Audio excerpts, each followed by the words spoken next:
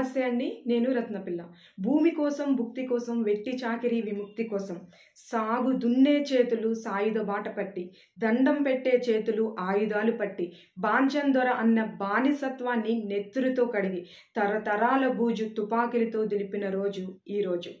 ఈరోజు మనం స్మరించుకుంటున్నది ఒక చారిత్రాత్మకమైన ఘట్టమైన రోజు. సెప్టెంబర్ 17 తెలంగాణ విమోచన దినోత్సవం. 1947 ఆగస్టు 15న భారతదేశం స్వతంత్రం పొందిన మన తెలంగాణ ప్రాంతం మాత్రం ఇంకా నిజాం పరిపాలనలోనే కొనసాగుతుంది.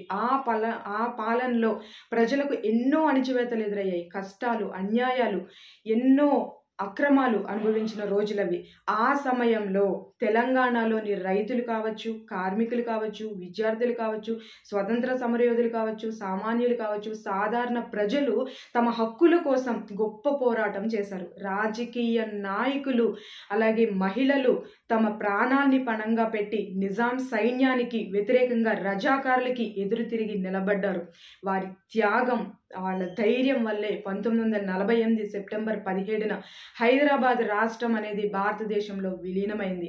అదే రోజు మన తెలంగాణకు నిజమైన విముక్తి లభించిన రోజు అని చెప్పుకోవచ్చు.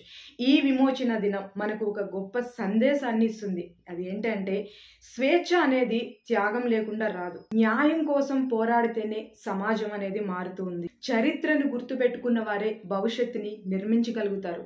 అందుకే సెప్టెంబర్ 17 మనలో ఒక గర్వాన్ని నింపుతుంది. అలాగే మన వీరుల త్యాగాల్ని గుర్తు చేస్తుంది. భవిష్యత్ తరాలకు స్ఫూర్తిని కలుగజేస్తుంది. ఈరోజు మనం ఒక్కొక్కరం కూడా మనలో ఉన్న ఒక ప్రతిజ్ఞ చేయాల్సిన అవసరం ఉంది. మన దేశం కోసం ఎప్పుడూ నిజాయితీగా, ధైర్యంగా, న్యాయం కోసం పోరాటం చేయాల్సిన అవసరం ఉంది. జనసేన అధ్యక్షుడు పవన్ కళ్యాణ్ గారు ఎప్పుడూ చెప్తారు, తెలంగాణ స్ఫూర్తి నాకు ఒక ఆదర్శమని. ఆయన యొక్క స్ఫూర్తితో మరిన్ని కార్యక్రమాలు చేస్తూ తెలంగాణలో జనసేన జెండా రెపరెపలాడే విధంగా ముందుకు సాగాలి అని మనస్ఫూర్తిగా కోరుకుంటూ తెలంగాణ ప్రజలందరికీ కూడా విమోచన దినోత్సవ శుభాకాంక్షలు.